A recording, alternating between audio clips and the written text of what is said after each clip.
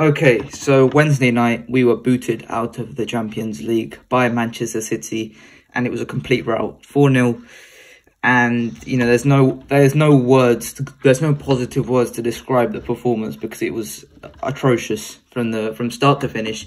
It was atrocious, and you've seen Madrid play like this a lot during the last few years. Start the game a bit poorly, but then you would expect them to get back into it, try and get some possession. But we've got to start with just like fair play to Manchester City because they were just excellent throughout. And sometimes you can't account for the other team being perfect, but that was what Man City were. They were just perfect from start to finish.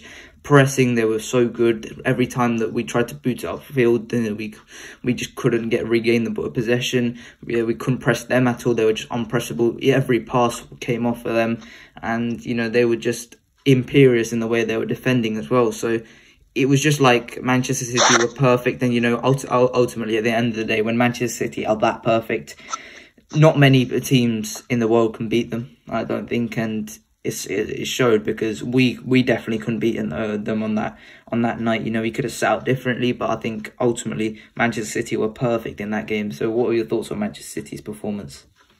Yeah, of course, like you said, they were perfect in defense and in attack. Anything we tried to get going, they would snuff it out. They would pressure us. They hounded us for the entire, not for the entire 90 minutes, but for the entire first half. They played all over us. They played all over us, and I felt like this time we had no hope. Normally we would think, okay, maybe we can come back, from the Liverpool game earlier this season when we were 2-0 down. The last season when we were down 1-0 after 9 minutes. However, you could have told that they were completely better than us. Whatever we threw at them, it was quite simple for them to handle.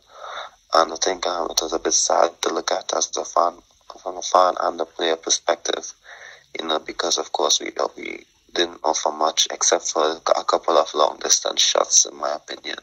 And in maybe the 83rd minute, I think, when Ceballos had that chance, I think other than that we offered nothing. I think they covered all of our best assets, in my opinion, that could have helped us to win the game. And of course, they did well attacking. They kept the ball. The link up was amazing, in my opinion. The wingers, Bernardo Silva and Jack Grealish, the way they played, the way they came in and interchanged Kevin and the other midfield players, it was amazing to see in terms of the build-up and in terms of, from a football perspective, not a Madrid fan perspective. It was amazing to see the technical ability and, of course, the tactical intelligence, in my opinion. And I have to say that we were outplayed, and that's just the facts. Yeah, what was it, like 13 passes in the first 14 minutes for us? That completely represents how City just kept hold of the ball. We couldn't touch it at all. Every time we did, City won it back immediately. It was so good from Manchester City. And if we played that game 100 times, we'd have lost 99 because that's how perfect Manchester City were. The only reason it wasn't more was because of Thibaut Courtois. And we don't, however much I say it, I don't say it enough. Courtois is so good. He's so good. The 3 saves that he made on Haaland, it was just perfect. It was so good, and yet we let him down. No goalkeeper in the world should be making those 3 saves and still losing 4-0. That's ridiculous. But this has happened time and time again, where Courtois has made so many big saves, and Real Madrid have been absolutely destroyed. Last season in El Clasico, it reminds me of that game where Courtois was really good, and yet we lost 4-0. It's repeating itself. How Courtois can be fantastic, the best keeper in the world, making saves that shouldn't be made, and still we lose 4-0 because of the volume and the quality of chances that we concede. So, what are your thoughts on the atrocious defending performance here? Yeah, I must admit that when you look at it and you look back at the game, you would definitely see, the mistakes that was made. It's mistakes, it's avoidable mistakes.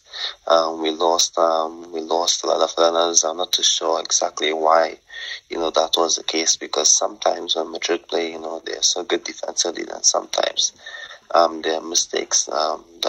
That's quite shocking in my opinion, and I was a bit disappointed by it. Of course, like I said, Manchester City was quite good and they outplayed us. So of course they pulled our defenders apart. It's it's kudos to them, for how amazing they were. But it's also disappointing to see what we did, in my opinion. But in my opinion, I think that next season, we have to look at this. We have to look at who should be our new centre back pair, in my opinion, because I think the starting lineup was a mistake in terms of the defense, in my opinion. Of course, after the first leg, we should have knew that Pep was going to try something different. He could have never stayed, and look at how we played in the second half and kept the same tactics. He would have never done that. I think that we failed, to cater to that, and it's a bit disappointing.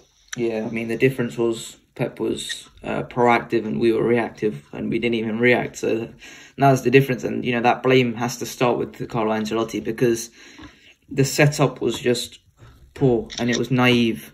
I mean, we got to start with the centre backs. I mean, the centre back selection of Militao, I don't understand. I mean, what kind of message are you sending out by stating after that first leg performance on Haaland, how are you going to drop Rudiger for the second leg against Haaland? He was clearly motivated. He clearly wanted to play, and yet you drop him for Militao. I understand that Militao has been fantastic this season, but last few games he's been dodgy. He's been really dodgy, and it continued midweek against Manchester City. I mean, I don't understand how you can drop him.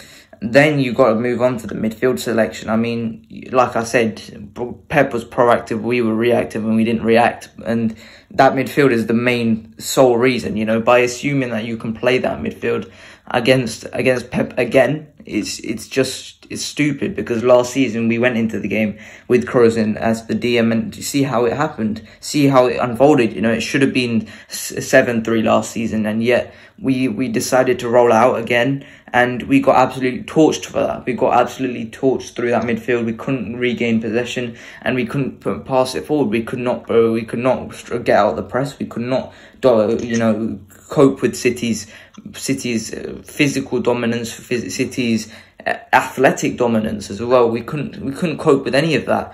And technically speaking, these Kroos and Modric were poor. Valverde was poor. You couldn't get out of that. And then you got to talk about Rodrigo. I mean, listen. I mean, I love Rodrigo, but there's got to be the conversation of having. There's no point in having Rodrigo on the right wing if he's not going to get the ball. You might as well play with Valverde on the right wing, because there is no point in having Rodrigo there to just stand around and get man marked by Akanji. That was a bad decision once again, and we got absolutely torched for those three decisions. I mean, not all the blame has to lie with Carlo Ancelotti, because I don't believe that this was 100% his fault, because, you can't account for the fact that Modric and Kroos have poor games in terms of they keep on misplacing passes. Stuff like that doesn't normally happen, This was an unusually bad game from the players. For some reason, they were just shell-shocked for the whole game, which is not normal for this team. And, you can't account for that normally when you're the manager of Real Madrid, and especially in these last few seasons, you can't really account for the fact that this team is just completely shell-shocked, can't place a pass, can't do any of that. That's obviously not Carlo Ancelotti's fault, because as much as, I do think that the selection choices were poor, the blame can't continue to the point where, he's picking the lineup, but he can't control what Modric does on the ball. He can't control Modric's touch. He can't control any of that. That's down to the players. And sometimes you get too ahead of yourselves when you're blaming Carlo Ancelotti. Yes, he could have done more. Yes, he should have done more in terms of the selection issues. But at the end of the day, he can't control what happens on the pitch. There is a limit to what he can control. And, at the end of the day, we got absolutely just destroyed in terms of the footballing ability side of it. So what are your thoughts on Carlo's selections? Yeah, of course, their wingers definitely destroyed our fullbacks in terms of their tactical and technical interchanges, in my opinion, which led to the first goal. The second goal as well, I believe. And of course, the link up was amazing, which exposed their weaknesses, in my opinion. Of course, Militao starting, I could have understand if he started. If you have Camavinga in midfield, Albert left back, and keep Tony in centre back because he did so well against Holland. You keep Holland had I think 21 touches in the first half, and Tony had the upper hand. He should have kept it like that, because he would have understood how to mark him. And it's just a poor decision, in my opinion. One of the worst decisions that he has made ever since he came back. Because maybe it did cost us the game, because you never know what could have happened. But you know what? It was just difficult to look at. The midfield, we were outplayed. I think that if you look at it with Tony and Luka Modric in midfield, it works against Chelsea and it worked against Liverpool because, of course, they weren't at their best when they played us. Two good teams, but they weren't at their best when they played against us. So Tony and Luka Modric could have controlled the entire game. And of course, against City, it's a new ball game, and you cannot just keep the same tactics that he utilized against two teams that were struggling this season when he met them. And of course, we paid the cost for it, because we did mention it. I think in the earlier podcast that you can play these guys against Chelsea and Liverpool, but not against City, maybe not even against Bayern Munich. So it was or Barcelona sometimes as well. And it was disappointing, and we paid for it. I mean, you make the same mistakes over and over again. It's stupid to play Kroos or Modric in a game like this where the other team is so technically superior and so technically and so athletically superior. It's just stupid, and it's asking for trouble. When they're pressing, they form into a 4-4-2, and De Bruyne and Haaland are leading the press. But that midfield is basically a 4. That turns into a 4, and you're pressing against 3 who. Yes, Kroos and Modric was fantastic, but in this game they were so terrible in terms of how they played out of the press. They just looked so off it, and that's where most of the problems started. I mean, for me, this has to be the last game that these two play together. I mean, in terms of a big game, this is the last game that they played together, in my opinion.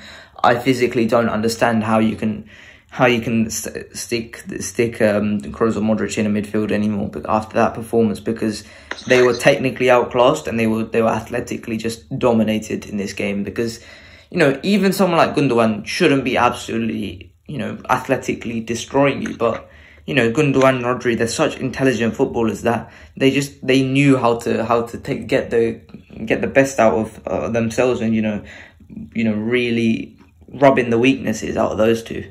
And people will say that Jude is not a necessary signing, but I think games like this prove that he is, because I think one big thing in this game that a lot of people didn't notice is the complete isolation from the midfield to the attack. It was just so apparent for me that they couldn't get out because Kroos and Modric were so deep together, and then Valverde should have been providing an outlet on the right wing, but he wasn't. So something like that should have happened, but they weren't doing that. And at the end of the day, that's something where you got to say Jude Bellingham coming in next season, that's going to improve so much. But starting from this game onwards, Carlo Ancelotti has to understand that Kroos or Modric can't run against Manchester City. It can't happen against it can't happen against Barcelona even. It can't happen against Bayern Munich. It can't happen against PSG. It can happen against Chelsea and Liverpool, because their midfields are so inferior that it doesn't matter. But it cannot happen against Manchester City, because this is the example of what happens when you face a team that is able to just play around Luka Modric and Toni Kroos.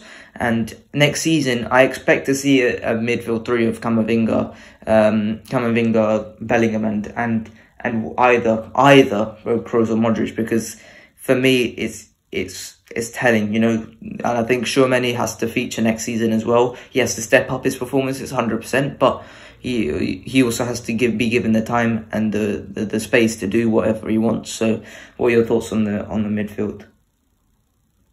I believe that I think Tony can still be an efficient starter more than Modric, in my opinion. because I think for Modric, for a league game, you have to keep Modric rested, and of course it's difficult to do that and be consistent in the league. So I think Modric should be the one coming off the bench. I believe he can make a bigger impact off the bench than Toni Kroos because of his game style. They're not the same players. I think Toni can be the one to control the game. We don't have another controller, in my opinion. I think Camavinga can do it, but it's too early for us to say, Camavinga will be the one to control the game. It's not his game. It's not his game style, but he can if he's in the best platform to do it. I don't think he would be in the best of platforms to do it under Ancelotti, unless we think to ourselves that we have to move forward with how we play and move on. And I think that's why I say sometimes, I think Ancelotti has maybe taken this team as far as he could, in my opinion. And for us, to take a step forward, we have to be under a new coach and, of course, have at least a tactical, understanding of what we're going to do. It's understandable if we have a tactical game plan and there's a little bit of an identity. I'm not saying, like I said last season, I'm not saying that we have to play like how Man City plays or how Barcelona played under Pep in 2012 or 2013, etc. Or we have to pressure like Liverpool for most of the game. It's not like that. It's just where we have an idea what we're doing, so that we won't go into games against Manchester City not knowing how to function, not knowing how to move, or not knowing how to pass. It was a bit disappointing to see, and that's why, in my opinion, I believe that, on the sign of Bellingham, for all the money that we paid for him, it shows that he has to start, in my opinion, and I'm happy that we're paying a lot for him. Of course, I would have loved if, let's say, he hasn't cut off like 80, but it does put pressure on the coach, to say, okay, he has to start, and one of Toni and Luka has to sit down.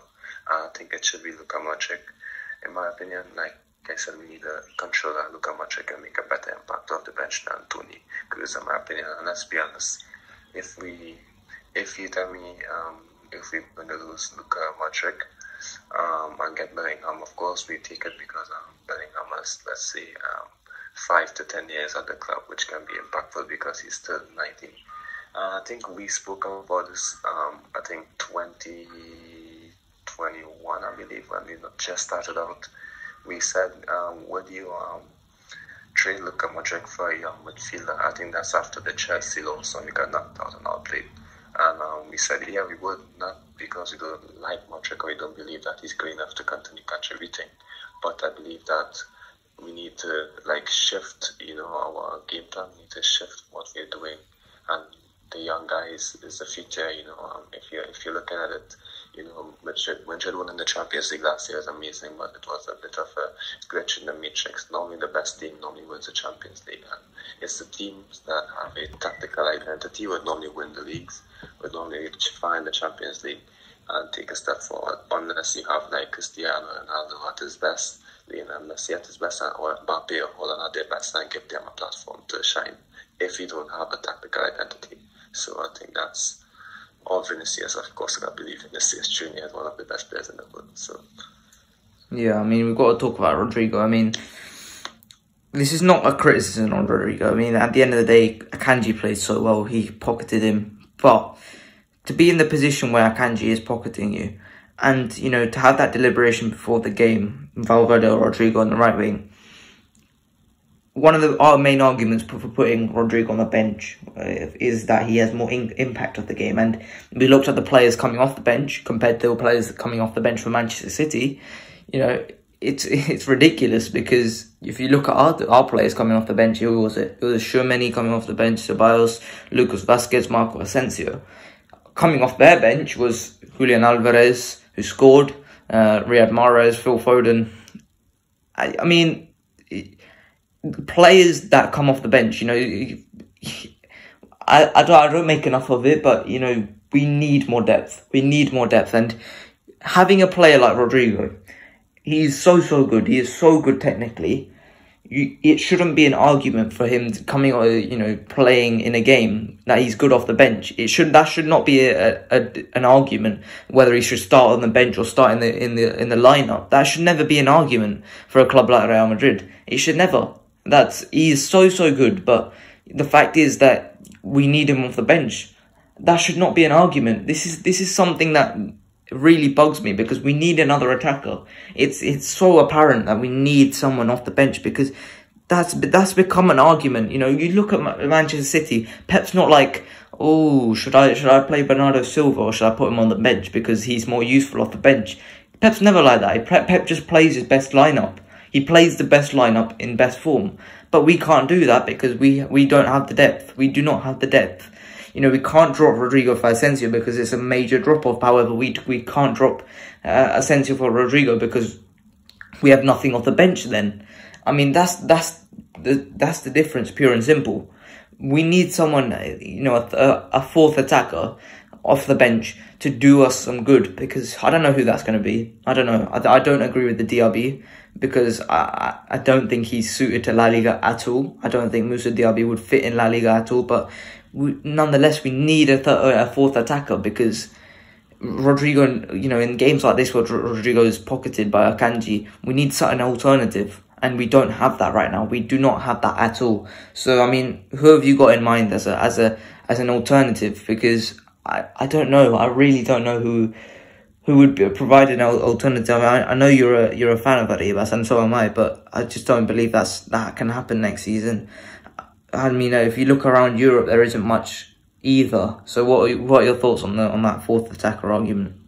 Well, I didn't quite hear you said a fan of who? Arribas. Oh yeah, I'm a fan of him. I don't think that he would play if Asensio stays or if Diaz comes back into the squad. Not Mariano, but Brahim Diaz. I don't think he'd play if one of them comes in, because they all take up the same spaces that you go as well. So I don't think he should play. The best thing for us to do is he's getting older, sell him with a buyback clause or 50% stuff that we normally do, or loan him out for 2 seasons at the team where he's going to play, or where the coach has faith in him. So it doesn't make sense keeping him in the squad when he's going to play 3 games a season. So I think we should sell him or loan him out, in my opinion. He's too good for the division, and of course he deserves to play in the first team. And of course, it's not going to be Madrid. It's not aligning for him like Alvaro Rodriguez, who is going to play next season, because we might not have a striker. We might not really get a striker. All the talk about it. Yes, we can say Madrid want the X player or Y player, but it's unlikely to happen. I think it might be who's Lou, because Espanyol might be relegated, and then a striker, it might be easy to get him. I don't know. And that's not the player I would want, because he's scoring that amount of goals for Espanyol, because he's playing week in, week out. He's not going to play week in, week out for Madrid, so he's not going to score those type of goals. I think if you sign a winger, and a good winger, a good right winger, you can just keep Rodrigo as a backup striker and Alvaro Rodriguez as a third striker. We have Rodrigo as the forward, then we play Fede Valverde as the winger, and of course it's going to work sometimes, but it's not going to work all the time. And then that's more drama from the fans when we are lacking efficiency and speed and verticality on the wings. We don't have a proper winger on the wing than Vinicius, because Rodrigo, when he's not playing left wing, he likes to come inside. Asensio isn't a natural winger. He is a winger who can come inside and play, and he needs to be in the game to have an impactful game. Diaz, if he comes next season, he isn't a winger. We need a winger, and if we're going to have these guys as our wing options, we need a fullback who's going to be up and down the flank, not Carvajal, not Lucas Vazquez. And that's why I'm saying it's best we just play Vinicius Tobias, because actually he's going to be the one running up and down the flank, something that Carvajal can't do. Of course, maybe he's not that good defensively, but at least he's going to give us movement. At least he's going to make the off the ball runs up the line to open up space. I'm not against Carvajal or Lucas. They have been good servants to the club, but you can't win a La Liga season if we have to say, oh man, Carvajal is tired, we need him for the Champions League game, let's see if we can. He will not be able to play a league game for 2 months, because when was the last time Carvajal played a league game? It was the sending off again. So say that, and before that, it was Lucas Vazquez unnatural, because we needed to keep him for the Champions League nights. And how can we win a league when our main fullback cannot play 2 games for the week when the season is getting longer? We need a fullback who can be consistent and play consistently. And of course, maybe Vinicius Tobias isn't good enough, but he's only fullback at the moment. And maybe Valverde, if we play him there, who can be controlling the entire flank by their stamina and fitness. So that's why I say we need another fullback. The latest reports this morning for the past week was that we are not planning to sign anyone. We are looking at options. We are looking at them, but the plan is to stick with Carvajal and Lucas Vazquez, and that's not a good idea. In my opinion, it's definitely not a good idea. It's one of the worst ideas. We can look at our squad and say, okay, we're going into next season without another fullback to add to that position. Yeah, I agree. I think it's a horrible idea. I mean, I've been thinking, but I think the two players that would have been perfect for that attack would have already gone, and that was Julian Alvarez and Gabriel Jesus.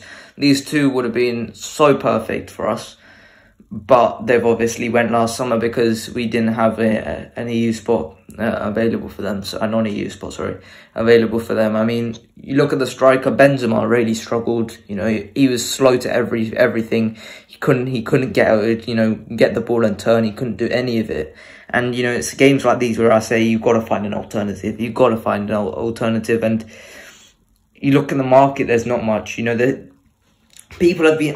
I've been talking to people on Twitter, and it's stuff like this where it really does annoy me. Where it says like, "Oh, Kolo Muani is available for only 100 million," and I'm like, you're gonna have Endrick in what, 2 years time? You're gonna have Endrick in 2 years time at a good level. That's the player you're looking for, and you may have Haaland, you may have Mbappe. These players are coming in. You can't spend 100 million on Kolo Muani because that's just plain stupid. He's gonna come in and play as the starting striker in La Liga for 1 season, and then what? Be bench as a 100 million player? That's just not possible. You can't do that and he's not displacing Rodrigo or Vinicius, is he? So it's purely just an idiotic idea, to be totally honest. And you know, he's basically a Bayern player as well right now as well. So you know, players like those, it's a difficult job because you can't spend much money on it.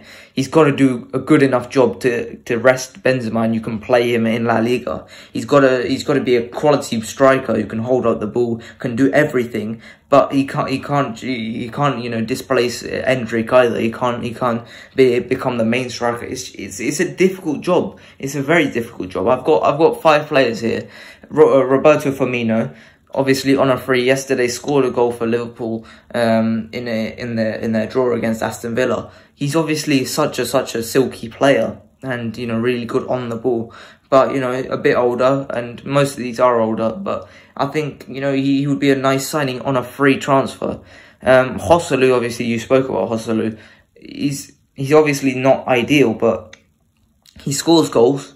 He's Madrid. He's a ex-Castilla player. He's obviously a Madrid supporter. He always scores against Real Madrid, and he always scores against Barcelona. He's a good player, I think, and you know, he'll be cheap because Espanyol are going down most likely. Edin Dzeko, we've seen him. We were offered him last summer. He would be cheap, easy, really good, really quality, and you know, you really help us in the same way as Benzema does. Lautaro Martinez, I think Lautaro would be most expensive out of these lot. I mean, if I was to give a quick price estimation, I would say Firmino would be free, obviously. Joselu would be 5 million, Dzeko 10 maybe. Martinez would probably be 50, but you know, Inter need money, and he's a really hard-working striker.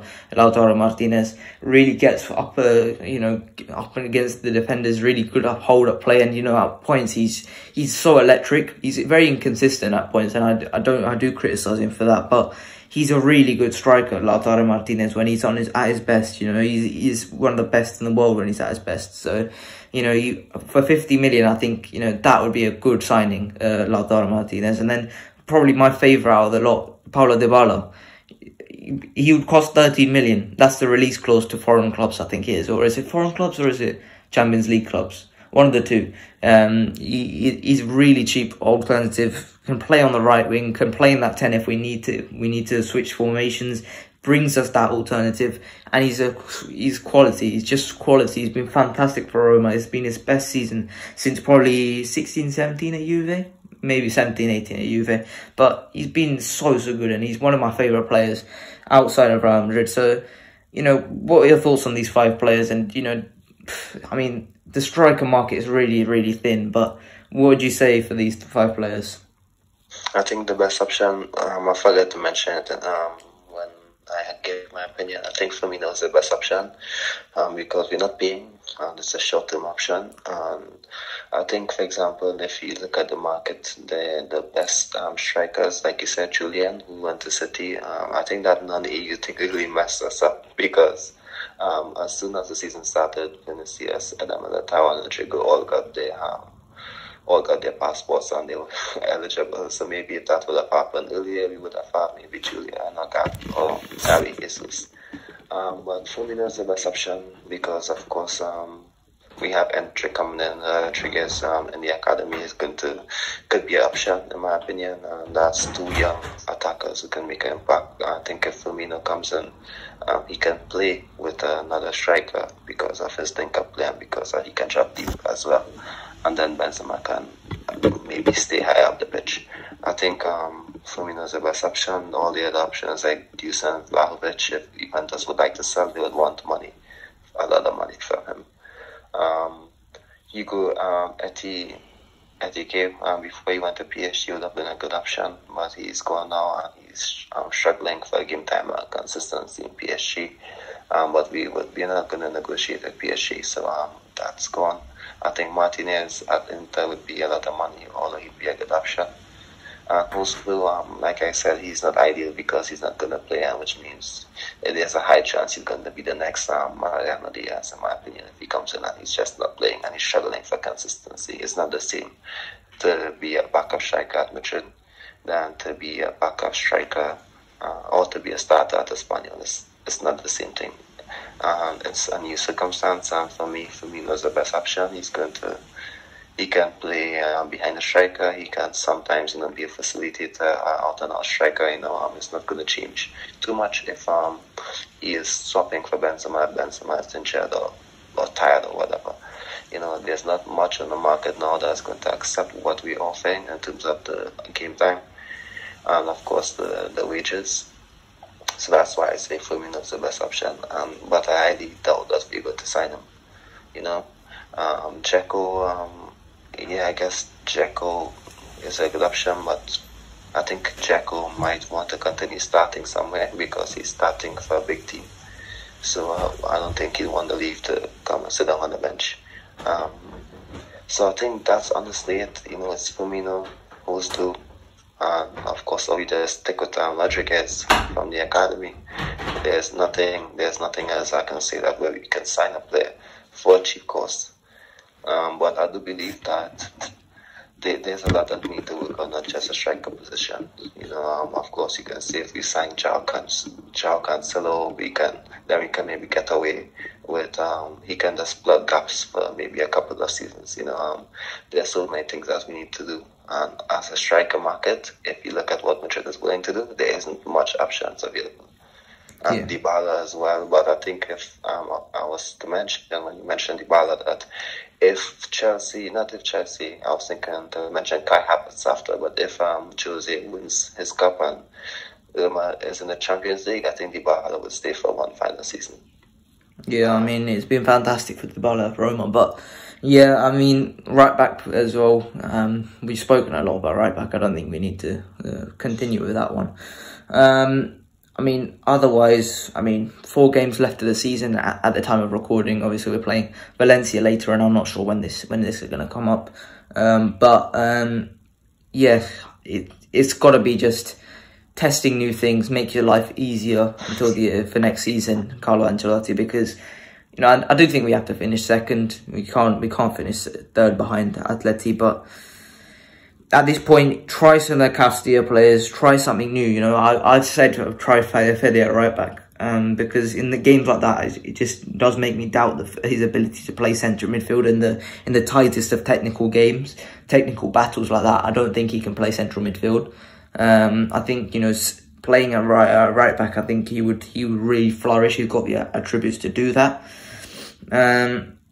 But apart from that, I mean, what else we got? I mean, Alvaro can play up front. We can try that out. A little bit of Sergio Arribas on the wings as well, maybe, hopefully. I think he's injured, actually. Yeah, he is. Oh, that's true. Yeah, he did get injured.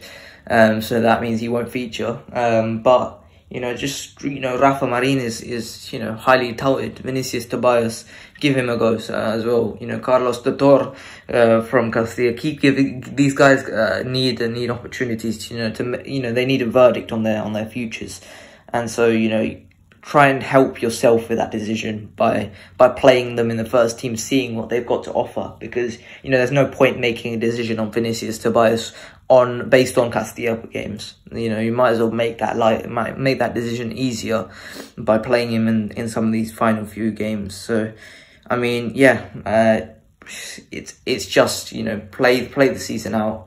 Maybe give Benzema a bit of rest from now on to the end of the season. He's not winning the Pichichi now, but I think Lewandowski is now 5 ahead. He's not winning it. It's way too far ahead of him. So, what would you say about anything else to say about this game, or just the wider season as a whole? I think we need to try and, yeah, like you said, try new things. You know, of course, I had an article, you know, that I'm planning on getting out today, in addition to Vinicius, in my opinion. And it's a weird take, but I think that he should maybe start taking maybe some set pieces, in my opinion. When I was looking at him, you know, his technical ability has gotten much better, you know, so, and of course, he hasn't taken a penalty in his Madrid life. Rodrigo has taken one. Vinicius was set to take the final kick against Valencia in the Super Cup semi-final, which means that maybe Ancelotti maybe saw something in him to allow him to take the most important kick. He hasn't hit a free kick for the club, whether it's one to send into the box or one to shoot. His first goal for the club was a free kick, actually, for Castilla. You know, I think that, you know, it's just try something new. Sooner or later, Benzema will be gone, Tony will be gone, Luka will be gone, and of course Vinicius will be the main man. And of course, if he's the main guy, of course he'd want some of those opportunities, you know, because to may boost up his stats, you know, maybe to you know, get more assists or get more goals. I'm sure he can send in a ball into the box for someone to head home. I'm sure he can shoot from a free kick and see what happens. I'm sure that maybe he can hit a penalty. You know, he's the main guy, and he should be given the opportunity to, you know, have more opportunities and have additional responsibility. And why I say that maybe he should shoot some of the free kicks where he sends into the box. I think that maybe he doesn't like go after headers when there are defenders in his way. So I believe that, of course, why not let him just send it into the box and maybe have Toni Kroos and Luka Modric outside the box for a shot or to follow up on it after, you know. Just try new things, you know, there's nothing to lose, in my opinion. So let's just see what happens. Yeah, and just one final question before we finish up. Carlo Ancelotti, stay or go? For me, I would have liked to see a new coach comes in, and I've always said that if Ancelotti has the opportunity to move to the national team, he should take it, because he would have another 4 years there, or 3 years minimum at Madrid. He has 1 year at best. I don't think he's going to stay for a 4th season. So I believe that he should have taken this opportunity. But for me, for the new generation of players, I would have loved to see like a new coach, you know, like Xabi Alonso, you know, take it over, or Nagelsmann, because we haven't had a coach like that. I don't think we ever had a coach like that in my time. From my time, it's been Pellegrini, Jose, Zidane, Benitez, Ancelotti. You know, we haven't had like someone who has like a set system, or not just a set system, I mean, but maybe a young profile, a young manager. Yeah, something like that, you know, where we can see guys get better, you know, take a step forward. But I have no say to him staying his final year, but I think this should be his final season, unless he somehow wins the Champions League, because yes, you can target the Champions League, but it's difficult to win, in my opinion. It's difficult to win the Champions League. We won it 3 times in 3 years. We won it, I think, 5 times in like less than 10 years. But honestly, there were times when we had to wait 20 years, 10 years. We waited so long for La Decima. And we waited so long, for like 20 years between, I think, 1950 to between 1962 to 1982, along those lines. It was long. It was a long way to Champions League. It's difficult to win. And if he doesn't win it, I believe that he might leave. And it's time that we Madrid enter a new era with new young players and a manager who can get the best out of these young players. Yeah, I mean, the one main reason why I wouldn't let go of Ancelotti this summer is I don't think there's much in the way of managers this summer. I think there's Nagelsmann and Zidane. I think if we sack Ancelotti now, it's going to be Zidane. So for me, I would say give Xabi Alonso another season at Bayer Leverkusen and then go from there. I think if Tuchel gets sacked at Bayern because they will fail to win the league or things just doesn't go there, Bayern's win next season, I think Xabi Alonso can be an option for Bayern Munich. They can't do that. They can't sack Tuchel after sacking Nagelsmann mid-season, surely. I believe that maybe if they see a lot in Xabi Alonso next season and Tuchel, let's just say things go bad next season with Tuchel, I believe that Xabi Alonso, Bayern's president or CEO, whatever they call him, what's his name? Kahn. I'm not getting his name at the moment, but he did say that Xabi Alonso would be an amazing coach and he'd like to have him back in the fifth year. That's when Xabi Alonso just left Bayern. I think in 2017, I believe, or 2018. So I believe that if Xabi Alonso has an option between Bayern Munich or Madrid, I think he might choose Bayern Munich because he can stay in Germany and continue coaching there, and it's going to be easier for him, and he could win the league easier there and boost up his CV. So I believe that it's going to be difficult next season for a manager as well. Pochettino is going to appear to Chelsea. Nagelsmann, I think he might take another job if he has to keep waiting for Madrid because he's a good young coach. So let's see what happens. There are so many options, and that's just not coming to Madrid. The paths just never aligns when we need a new coach. When we need a new coach, it's always Zidane available or Ancelotti, and I love both of them. But for me, I would like to just see something new, not just because I don't have faith in them. I believe Zidane as a coach is always looking to expand, and he always has something new, and I appreciate that about him. But I mean, we need a new. I would just personally love to see something new. Ancelotti can stay his final year, although I believe that he should have taken the opportunity, or he should take the opportunity, because it's a lovely way for him to end his amazing spell as a manager if he wins a World Cup or wins an international trophy. But, it's his choice. If he loves Madrid, we love him too. I think he is a good coach. Maybe just give him what he wants in the transfer market and see if he can win us the league. And see if we can maybe keep him for another year. If he wins the league, then I don't know how long he's going to stay, but I don't think that he has many years with us. Because what Ancelotti said yesterday was that he spoke with Perez, and he assured him that he's going to finish his contract. I don't know what that means. If definitely it's his final year, or we're going to see what you're going to do for the third year. We've never had a third season under Ancelotti or Zidane. When was the last time a coach had full 3 seasons at Madrid? It was Jose between 2010 and 2013. Zidane stayed 2.5 for the both spells, and I think Ancelotti stayed 2 seasons. And I don't know before Jose what happened. I think Pellegrini stayed 1. Yeah. I'm not too sure. Yeah, but the previous managers would not have got much either. So yeah. Yeah, just give him the third year. Let's see what he does. Then we can look forward. Maybe Xabi Alonso, like you said.